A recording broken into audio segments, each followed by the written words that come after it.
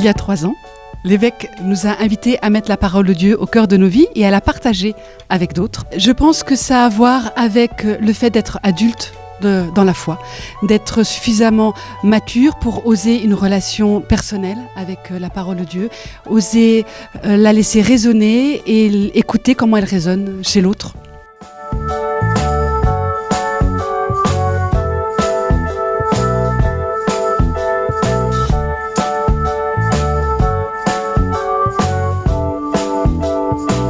On a pu constater dans toute cette rencontre qu'il y avait énormément d'initiatives locales dans les paroisses, c'est-à-dire que les 50 000 livrets qui ont été imprimés la première année, la deuxième année, la troisième année, ont été utilisés de plein de manières dans des groupes d'échange, dans différentes initiatives paroissiales.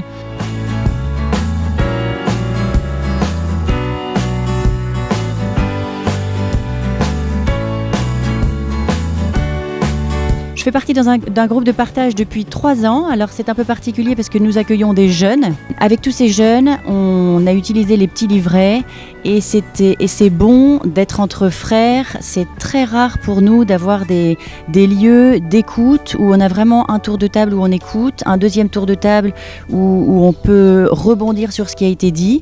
C'est pas facile de faire parler des jeunes, mais petit à petit, le groupe apprend à se connaître, se livre.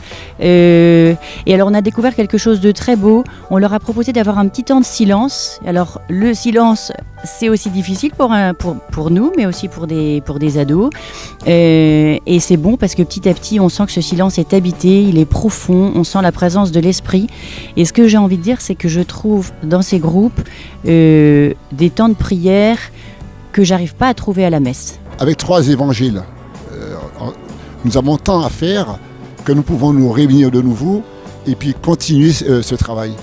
Parce que, et souvent, dans ces échanges, avant de commencer dans ces rencontres, ce temps de silence, pour pouvoir savoir qu'est-ce que le Seigneur veut nous dire, pourquoi nous sommes là, et ces échanges divers.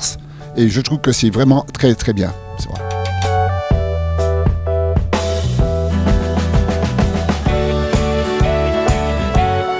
La parole de Dieu est vraiment au cœur de la vie de l'Église. Elle est confiée aux baptisés.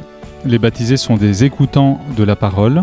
Ce sont des témoins de la parole. Et à travers cette parole, le Seigneur aussi nous éclaire, nous guide. Il y a une conviction qu'on a pu se partager ce matin, c'est que Dieu parle, Dieu est parole. Aujourd'hui, la parole parle à chacun et à tous. Elle nous dépasse et elle dépasse largement nos frontières paroissiales et ecclésiales. Elle est vraiment offerte.